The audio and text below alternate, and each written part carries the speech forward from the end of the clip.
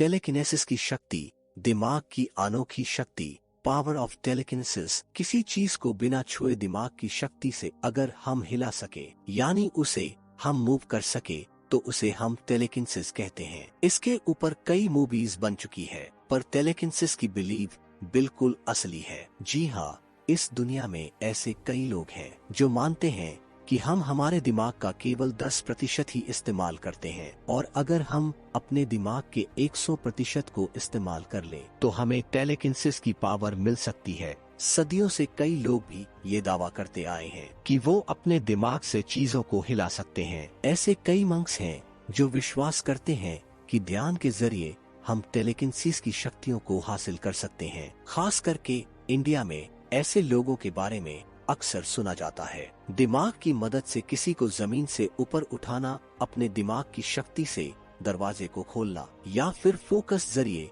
किसी चम्मच को टेढ़ा कर देना, ये सब टेलीकिनेसिस को डिपिक्ट करती है। क्या ऐसे कारनामे सही में होते हैं? अगर हम लोगों को इसकी सच्चाई जाननी है तो हमें टेलीकिनेसिस को एक साइंटिफिक पॉइंट ऑफ व्यू से देखना होगा। टेलीकिनेसिस और इससे जुड़ी चीजें जैसे टेलीपैथी और टेलीपोर्टेशन एक स्टडी फील्ड के अंदर आती है, जिसे हम पैरासाइकोलॉजी कहते हैं।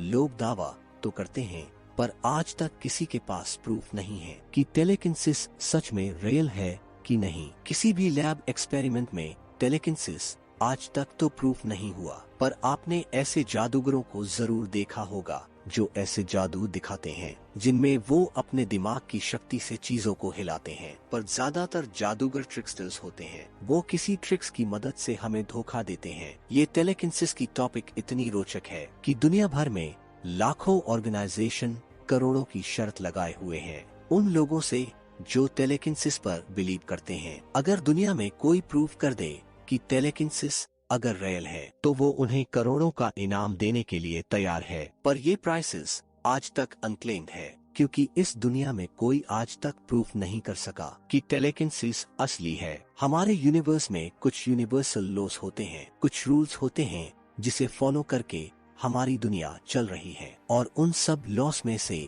एक लॉ ये कहती है कि brain waves can not control objects. मतलब हमारा दिमाग किसी चीज को कंट्रोल नहीं कर सकता है। हमारे दिमाग में जो वेव्स होती है वो इंटरनली बहुत कुछ कर सकती है, पर वो हमारे दिमाग के बाहर के किसी चीज को इफेक्ट नहीं कर सकती है। अगर हम किसी भी तरह से हमारे दिमाग की ब्रेन वेव्स को स्ट्रॉन्ग कर पाए तब शायद टेलीकिनेसिस संभव हो सकता है, पर नेचुरली ये संभव नहीं है। अगर फिजिक्स की माने तो इस दुनिया में सिर्फ दो ही फोर्सेस है जिसके पास ऐसी प्रॉपर्टीज है कि वो बिना किसी फिजिकल कांटेक्ट के किसी भी चीज को अट्रैक्ट कर सके, और वो है मैग्नेटिक फोर्स और ग्रेविटेशनल फोर्स। अगर असली टेलीकिनेसिस की बात करें तो ये एक तरह से संभव भी है, पर ये एग्जैक्टली टेलीकिनेसिस नहीं है। देखिए, हम लोग अपने दिमाग के विचार से चीजों को इफेक्ट कर सकते हैं, पर कोई माध्यम होना चाहिए। मतलब किसी चीज के जरिए दोनों के बीच में इंफॉर्मेशन एक्सचेंज होना चाहिए। जैसे एक लैब एक्सपेरिमेंट में इस चीज को प्रूफ किया गया। साइंटिस्ट ने अपने दिमाग के विचार की मदद से एक रोबोटिक आर्म को हिलाया था। उन्होंने अपने स्कल के ऊपर से ब्रेन के उस हिस्से पर छोटे वायर्स को इम्प्लीमेंट कर दिया था जो मूवमेंट को कंट्रोल करता है, और फिर वो अपने थॉट की मदद से पूरी तरह से फोकस करके बिना छुए उस रोबोटिक आर्म को मूव करने में सफल हुए। पर देखिए, इस जगह पर भी वायर यानी तार तो मौजूद है ही, और यही वो माध्यम है जिसके जरिए जो सिग्नल है वो ट्रैवल करती है। इसीलिए साइंटिस्ट्स का कहना है कि हम लोग अपनी थॉट की मदद से चीजों को इफेक्ट करना चाहते हैं तो उनके बीच में मीडियम यानी माध्यम होना चाहिए। ये एक्सपेरिमेंट बड़ा अमेजिंग तो है, पर इसे हम टेलीकिनेसिस नहीं कह सकते हैं, क्योंकि जो विचार होते हैं वो मेजरेबल होते हैं। उन्हें हम लोग मेजर कर सकते हैं, और उनकी एनर्जी से सिग्नल वायर के थ्रू ट्रैवल करके रोबोटिक्स आर्म को हिला देती है। इस तरह से वायर के थ्रू चीजों को मूव करने की जो पावर होती है, इसे साइंस बिल्कुल एक्सप्लेन कर सकता है, और इस तरह की कंट्रोलिंग थ्रू माइंड रियल होती है।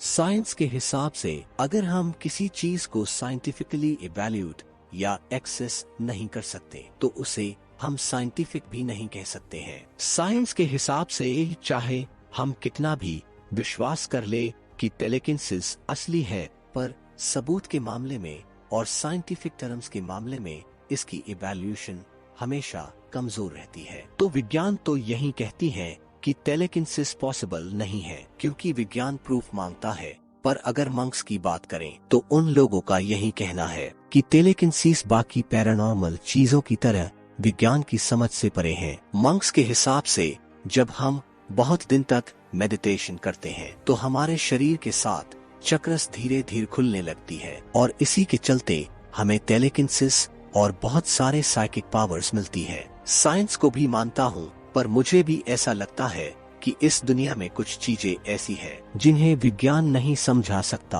और इसीलिए मैं टेलेकिनेसिस पर विश्वास करता हूँ। मैं रोज मेडिटेशन करता हूँ और इसीलिए मैं बहुत एक्साइटेड हूँ कि कब मेरे चक्रस खुले और कब मुझे टेलेकिनेसिस की पावर मिले। आप भी मेडिटेशन जरूर करना, और अगर कोई बदलाव लगे तो मुझे कमेंट्स में बताना मत भूलना। आपका कीमती समय देने के लिए धन्यवाद।